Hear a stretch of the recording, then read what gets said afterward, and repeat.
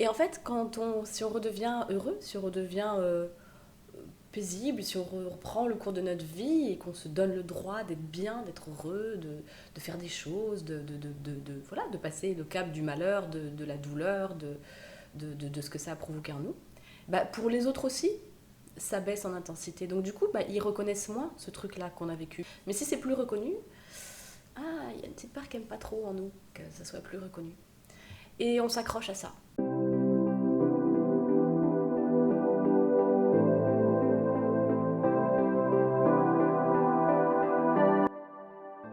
Seulement que je vous fasse une vidéo parce que j'écoute régulièrement, vous le savez, plein de vidéos. Vous me connaissez maintenant, je crois. Enfin, en tout cas, pour ceux qui ne me connaissent pas, je suis boulimique de vidéos.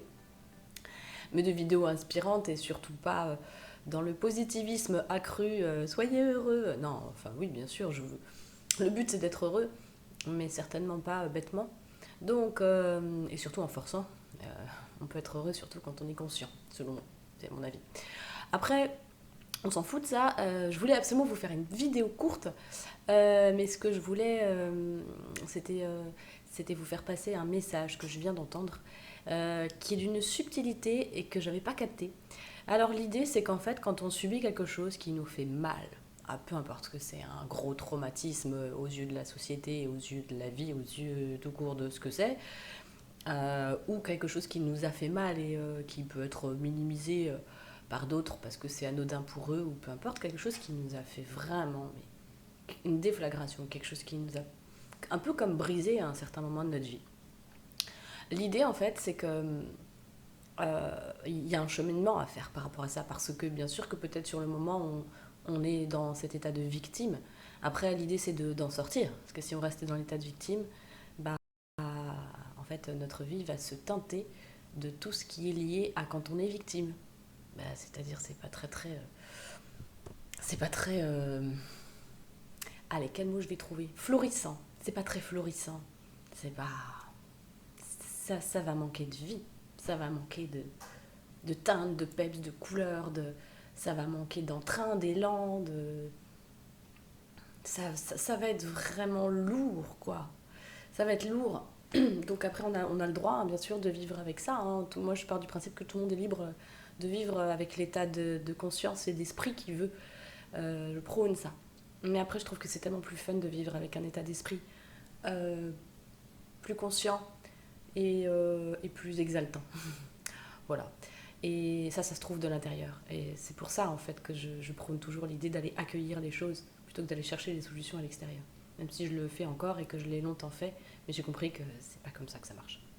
Je viens de regarder une vidéo de Ghislaine Duboc, euh, que j'aime beaucoup, Éveil et chamanisme, je crois que ça s'appelle son site.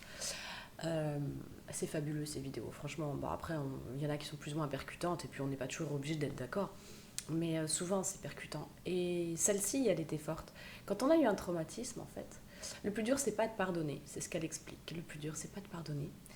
Le plus dur, c'est d'aller de l'avant en acceptant d'être heureux, de nouveau. En acceptant d'être en paix et heureux. Pourquoi c'est si difficile, ce mécanisme? Je l'ai compris grâce à elle, en fait. Vraiment, j'ai compris la finesse, la subtilité du mécanisme grâce à elle. C'est qu'en fait, pour nous, ça a été une déflagration. Pour nous, ça a été lourd à vivre. Et c'est vraiment, ça fait partie de notre histoire. C'est là, c'est écrit quelque part en nous. Et en fait, si on redevient heureux, si on redevient paisible, si on reprend le cours de notre vie et qu'on se donne le droit d'être bien, d'être heureux, de faire des choses, voilà, de passer le cap du malheur, de la douleur, de ce que ça a provoqué en nous, bah, pour les autres aussi, ça baisse en intensité. Donc du coup, bah, ils reconnaissent moins ce truc-là qu'on a vécu. Mais pourtant, nous, on l'a vécu, on le sait, on l'a ressenti, et ça fait partie de notre histoire. Mais si c'est plus reconnu, il y a une petite part qui n'aime pas trop en nous que ça soit plus reconnu. Et on s'accroche à ça. Et c'est ça qui nous fait souvent éviter d'être heureux, d'accepter derrière un trauma.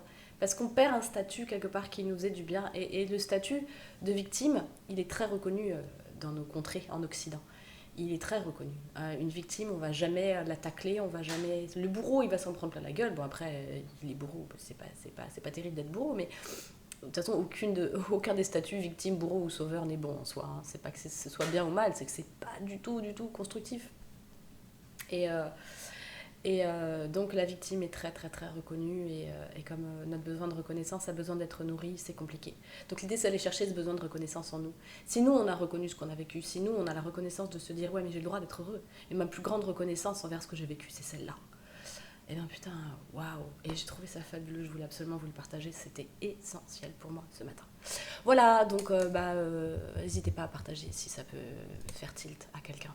Et vraiment lui faire une petite bascule et l'aider à passer d'un état de victime, de douleur prolongée, qui ne comprend même pas lui-même, à quelque chose qui est ouais vas-y je m'autorise quoi. Ça fait trop du bien et tant pis si les autres ils oublient. Bah ouais qu'ils oublient, on passe à autre chose. Même si c'est là en soi, on oublie, on passe à autre chose parce que c'est plus important d'être heureux que de ressasser et d'être une victime. Salut!